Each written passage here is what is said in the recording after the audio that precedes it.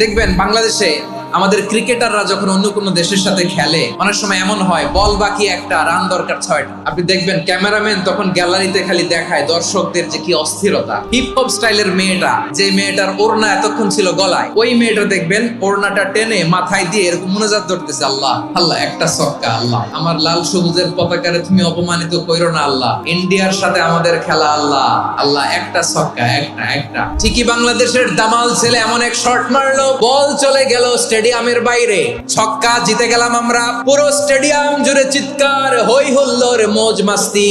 যেই মেয়েটা মাথার মধ্যে ওড়না দিয়ে এতক্ষণ সুবহানাল্লাহ সুবহানাল্লাহ বলে আল্লাহর কাছে দোয়া করেছে, ওই মেয়ে এখন আবার ওড়না ফেলে দিয়ে নাচা শুরু করে দিয়েছে। তাহলে আল্লাহর ভয়, আল্লাহর প্রতি আস্থা, বিশ্বাস, ভালোবাসা, এটা কি ক্ষণিকের জন্য? সুখের সময় দুঃখের সময় সচ্ছল অসচ্ছল অবস্থায় বিশ্বাসীরা ভরসা রাখে একজনের উপর, চিৎকার করে বলে পটুয়াখালী তিনি কে?